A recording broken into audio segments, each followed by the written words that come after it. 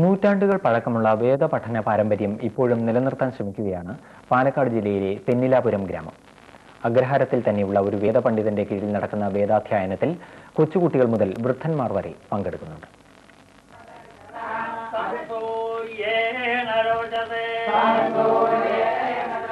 കാലത്തിന്റെ കുത്തൊഴുക്കിൽ പഴയ ആചാരങ്ങൾ ഒന്നൊന്നായി ഇല്ലാതാകുമ്പോഴും പാരമ്പര്യത്തോട് ഒട്ടിനിൽക്കാനാണ് പാലക്കാട്ടെ തെന്നിലാപുരം ഗ്രാമക്കാർക്ക് ഇഷ്ടം. 33 തമിഴ് ബ്രാഹ്മണ കുടുംബങ്ങൾ താമസിക്കുന്ന ഗ്രാമത്തിൽ നൂറ്റാണ്ടുകൾ പഴക്കം ചെന്ന വേദാധ്യയന രീതി വീണ്ടും ആരംഭിച്ചിരിക്കുകയാണ്. ഋഗ്വേദവും യജുർവേദവും സ്വായത്തമാക്കാൻ ഇവിടുത്തെ അന്തേവാസികൾ നിത്യവും ഗുരുസന്നിധിയിൽ ഒത്തുകൂടുന്നു. ഗ്രാമത്തിൽ ജീവിച്ചിരിക്കുന്ന ഒരേയൊരു വേദപണ്ഡിതൻ പരശുരാമ ഗണപാഠികളാണ് ആചാര്യൻ. ഗുരുകുലപതി സ്ഥാനം നൽകി ആദരിക്കപ്പെട്ട ഗണപാഠികൾക്ക് കേന്ദ്ര സർക്കാർ വർഷം തോറും 10,000 രൂപ പെൻഷൻ നൽകുന്നുണ്ട്. വർഷങ്ങളുടെ തപസ്യയിലൂടെ നേടിയെടുത്ത അറിവ് പുതിയ തലമുറയ്ക്ക് പകർന്നു നൽകാൻ കഴിയുകയെന്നത് ഭാഗ്യമായാണ് അദ്ദേഹം കാണുന്നത്.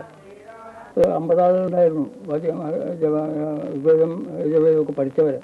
ഇപ്പോൾ കാലവ്യത്യാസം കൊണ്ട് എല്ലാവരും മാറിപ്പോയത് കൊണ്ട് ഇപ്പോൾ അത് തീരെ വിട്ടുപോകാൻ പാടില്ല പറഞ്ഞ് ഞാൻ നിർബന്ധിച്ചപ്പോൾ അവർക്ക് ഉത്സാഹമുണ്ട്. അതുകൊണ്ട് കാരണം പറഞ്ഞു വരില്ല, അവർക്ക് ഉത്സാഹമുണ്ട്. ശരിക്കും റെഡിയായിട്ടില്ല സമയത്ത്. വൈദിക പാരമ്പര്യത്തിന്റെ പൊരുൾ ആചാര്യസന്നിധിയിലെത്തുന്നതിൽ 5 തൊട്ട് 65 കഴിഞ്ഞു പറയുന്നത്. ജോലി സ്ഥലത്തും വിജയങ്ങളിൽ നിന്ന് വന്നവർ ദിവസേന സന്ധ്യയ്ക്ക് 7 മണി വരെ ഗുരു 7 മുതൽ 9 അധ്യയന സമയം. ഇത് പഠിക്കാനുള്ള ഒരു മാറ്റി കൂടിയാണ്. കാരണം ഇന്നത്തെ കാലത്ത് ഈ ഋഗ്വേദം മുഴുവൻ അറിയുന്നത് വളരെ കുറവാണ്. സമയം കണക്കി വരിക എന്നുള്ളതാണ്. ഗ്രാമത്തിൽ വേദപണ്ഡിതന്മാരുടെ തലമുറ അന്യവിഭവം തിരിച്ചറിഞ്ഞാണ് പുതിയ തലമുറ വേദാധ്യയനത്തിലേക്ക് തിരിഞ്ഞത്.